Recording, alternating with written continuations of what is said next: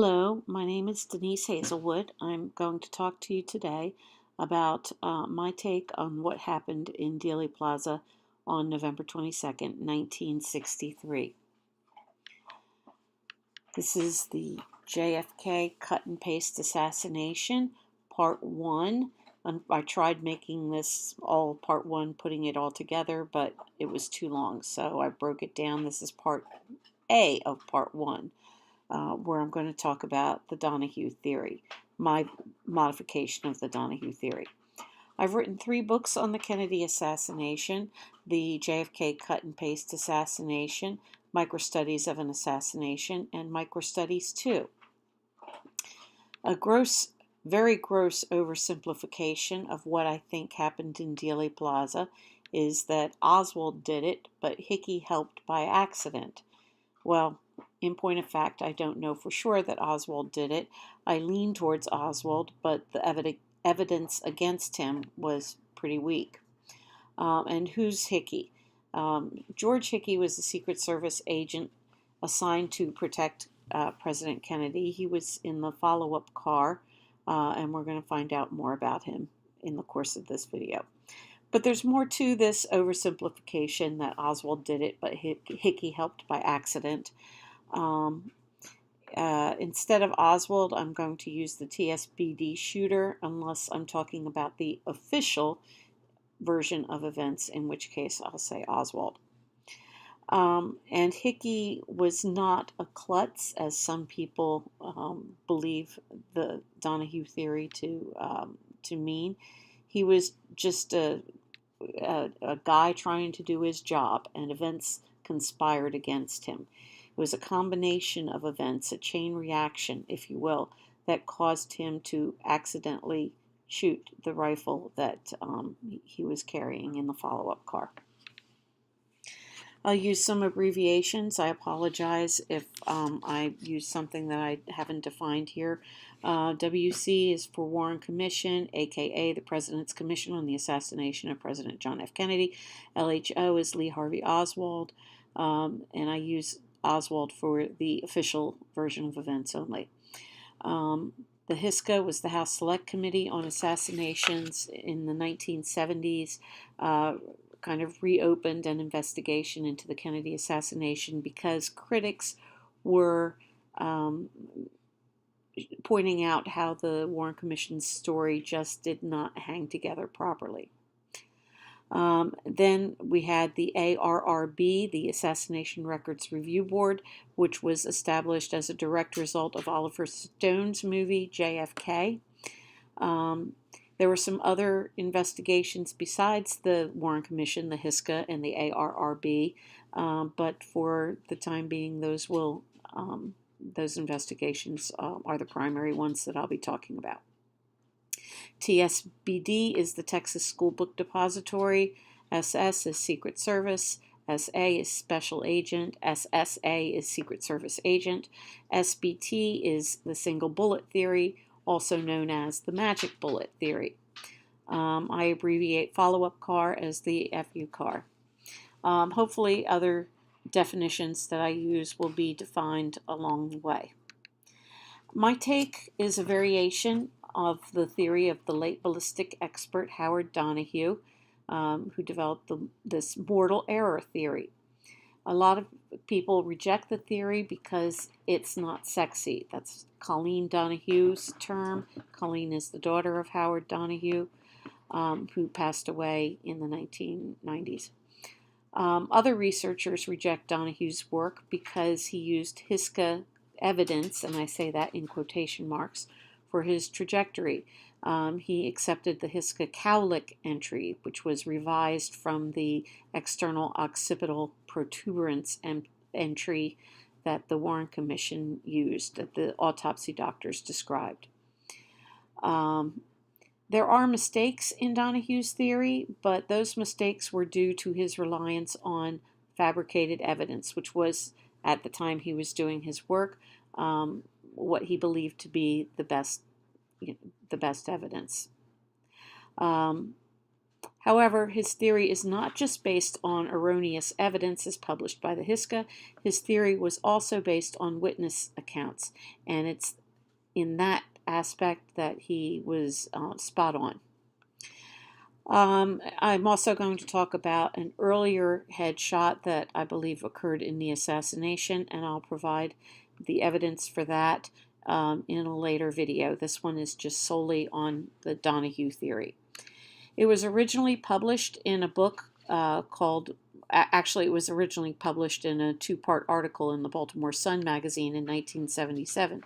But then in 1992, I believe it was, the book Mortal Error was published, written by Bonner Menninger, outlining Donahue's theory, how he developed his theory, and so on.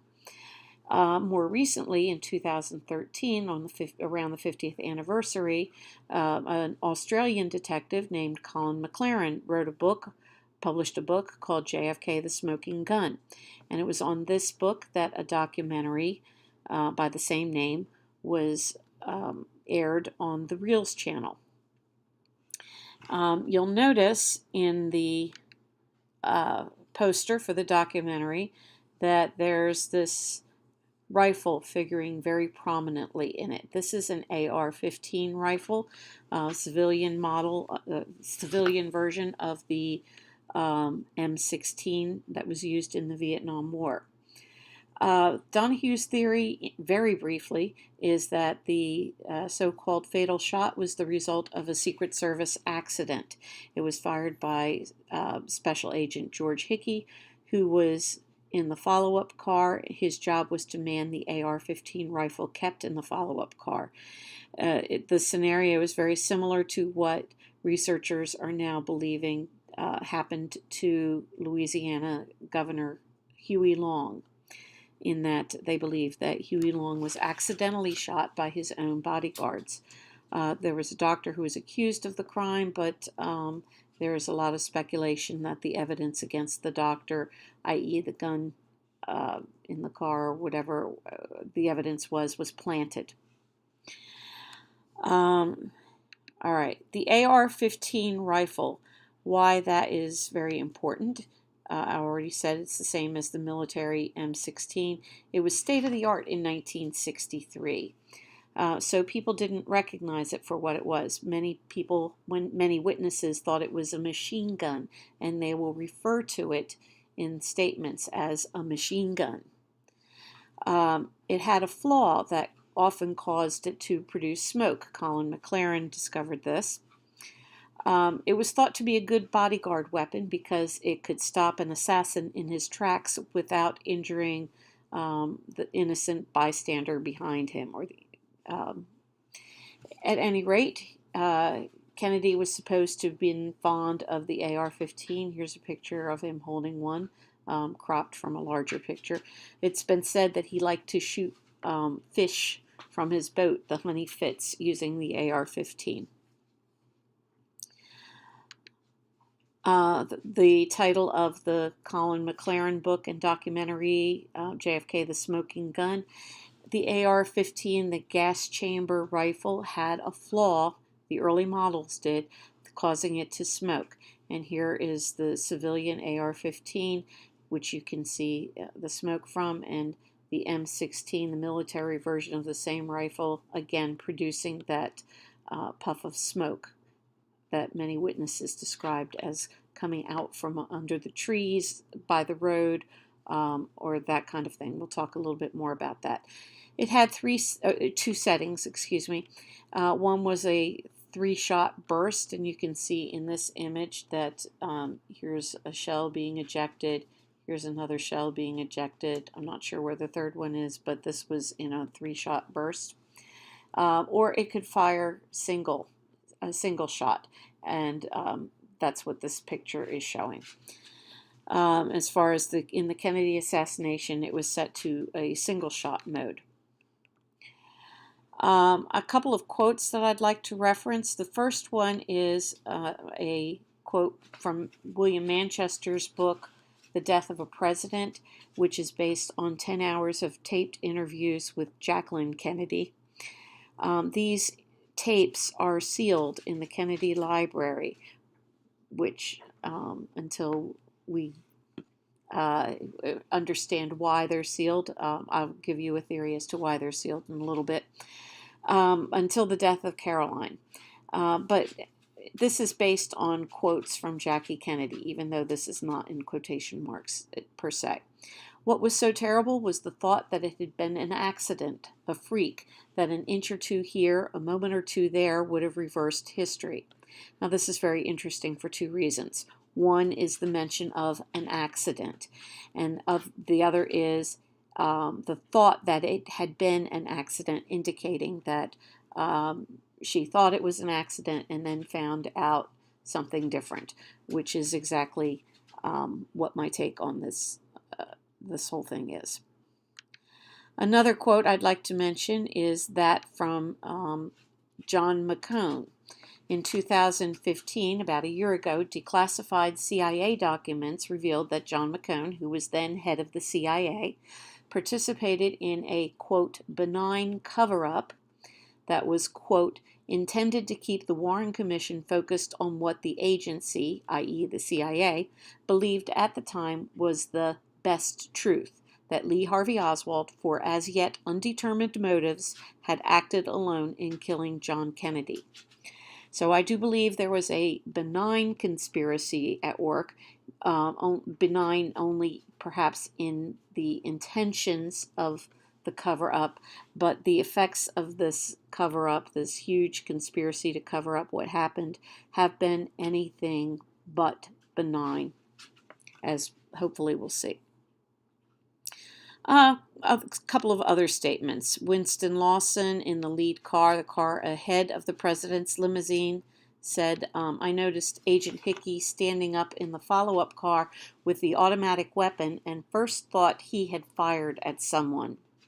He later clarified that to mean that this was the only weapon he had seen, and so that's why he thought Hickey had fired at someone, but I think there's more to it than that.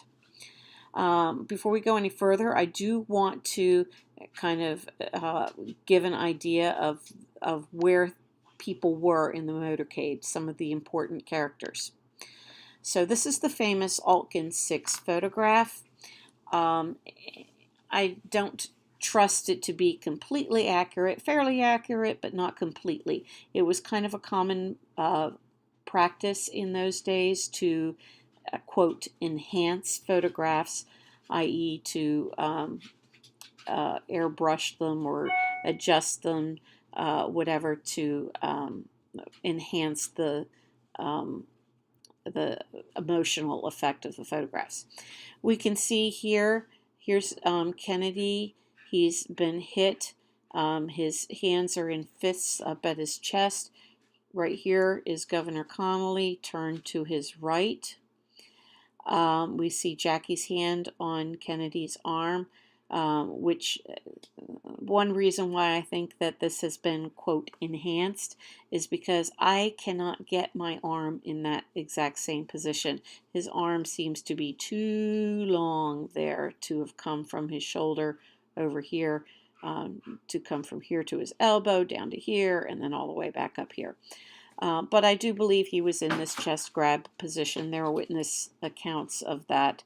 But anyway, moving on. This fellow right here is Clint Hill, who bravely left the follow-up car. This is the follow-up car, and ran to the back of the president's limousine, climbed on the back to shield Jackie, who was his protectee, and the president with his body during the assassination. Here's the driver. That would be Sam Kinney. This character right here, right where my mouse is, I'm circling, you see the back of his head right there, that is George Hickey. We see the motorcycle riders, and notice that the riders, this would be Officer Bobby Hargis, they're more beside the follow-up car than they are beside the limousine. So take into consideration with the motorcycles so nearby, it would have been hard for the Secret Service agents to hear what was going on over the noise of the motorcycles. All right. Bobby Hargis, I'm going to talk about him, maybe not so much in this video, but in a later one.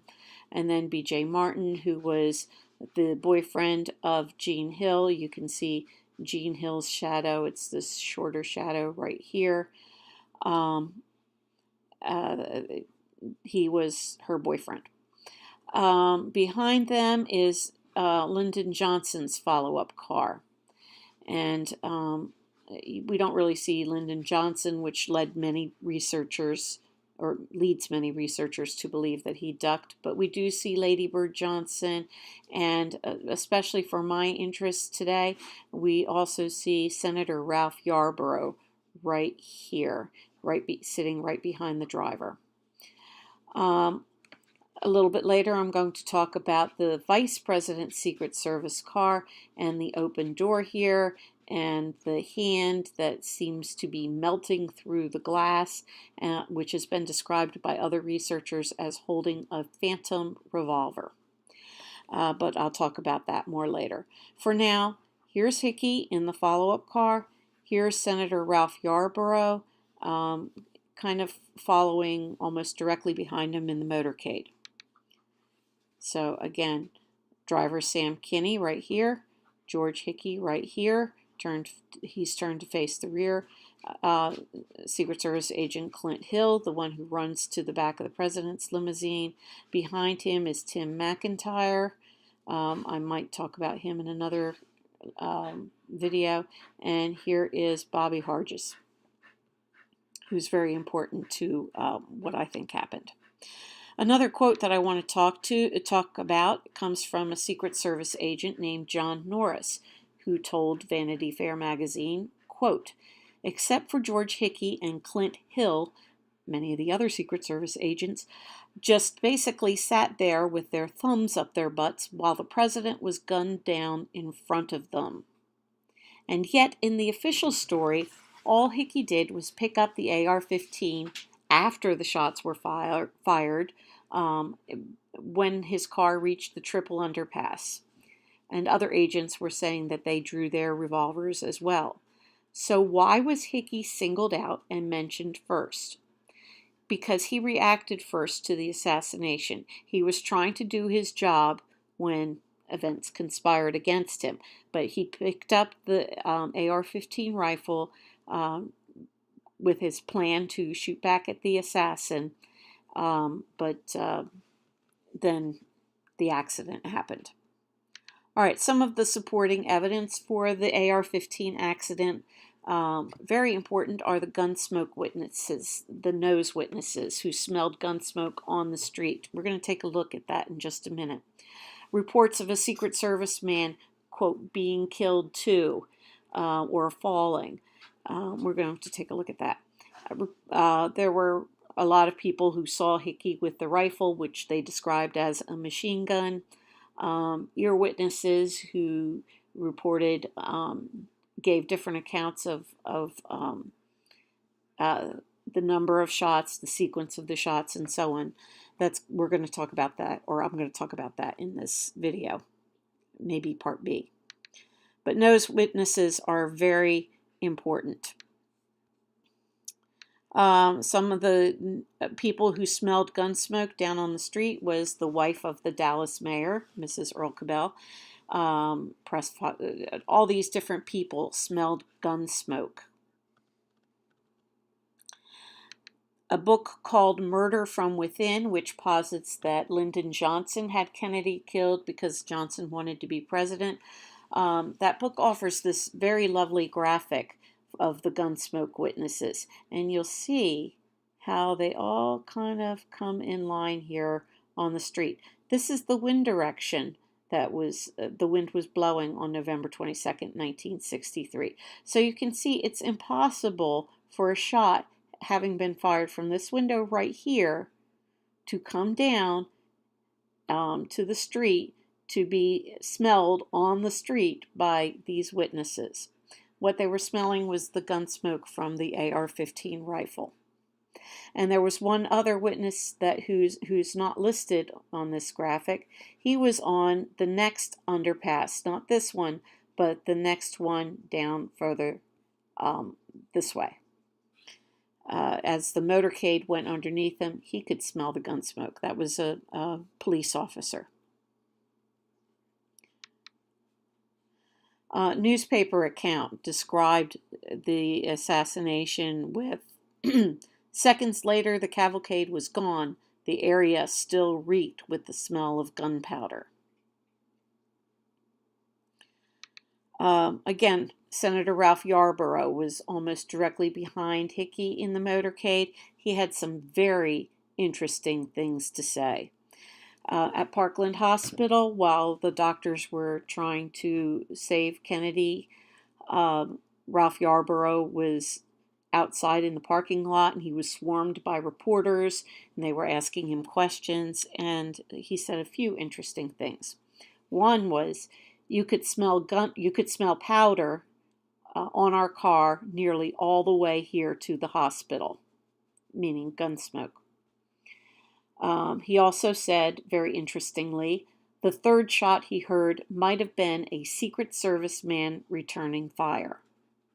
These are both very important observations. They were immediately after the assassination, before the cover-up was begun.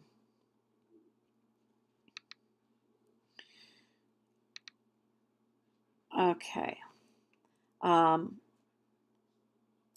Remember I said that a lot of witnesses described the AR-15 rifle as a machine gun or a submachine gun.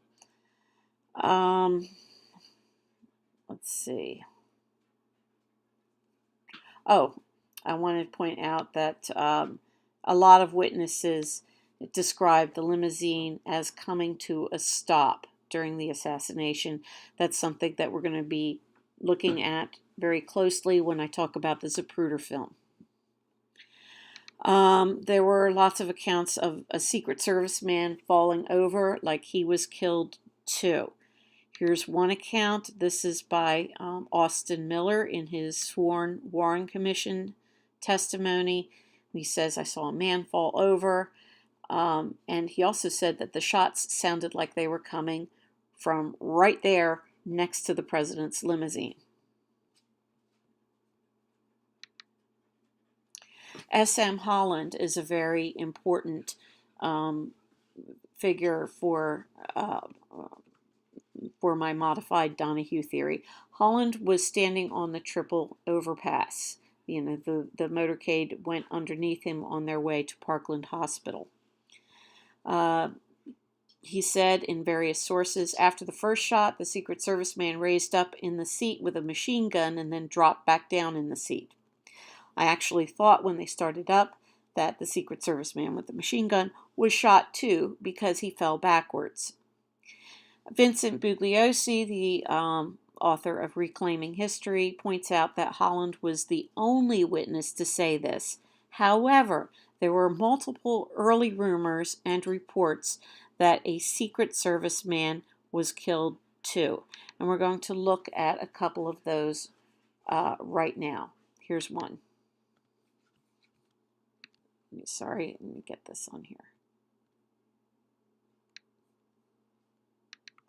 The sacrament was administered shortly before 1 o'clock. Yes, Bill Lord quickly reported from the sheriff's office in Dallas, and he confirms that the sheriff's office say that there were 4 shots fired, that a Secret Service agent was killed, which indicates the deadly act. Okay, so there's one report, news report, saying that 4 shots were fired.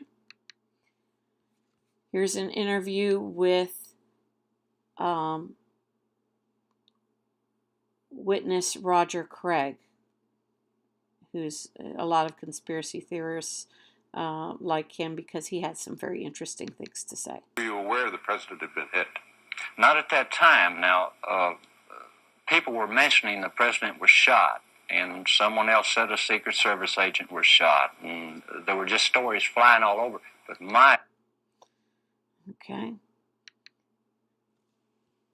So we do see that there were lots of early accounts that a Secret Service man was shot, or that he fell, or that he was killed too. I mentioned the puff of smoke that if you're familiar with the assassination, you'll know Jean Hill saw a puff of smoke that she thought was from across the road. Actually, it was from the area of the road, and I already talked about the AR-15, the M16, how the flaw in the rifle created a puff of smoke in the early models. This image was taken from the triple overpass. You know, the road passes underneath this railroad bridge. And you can see from here the trees and how someone up on the bridge might think that a puff of smoke fired from the road was coming out from underneath the trees, possibly from the fence back here. Here's S.M. Holland being filmed in an interview, presumably where he was standing during the assassination. And again, we have the trees and we have the roadway here.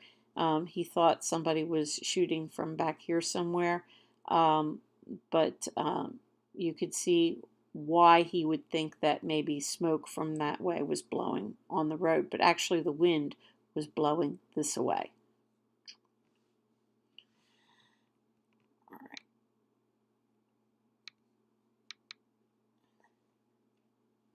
All right. This is just to show you some of the witnesses that believed that a puff of smoke emerged from the trees on the grassy knoll. Researcher John Costella has put together a list of various witnesses who saw various things. So if you go to John Costella's website, I think it's johncostella.com/JFK, you can get this list. You'll have to search for that term, a puff of smoke emerged from the trees on the grassy knoll. And you could see what some of the different witnesses have said. There's some repetition. There's S.M. Holland there twice, Austin Miller, Clement Johnson, James Simmons. There's S.M. Holland again, Walter Winborn, Thomas Murphy.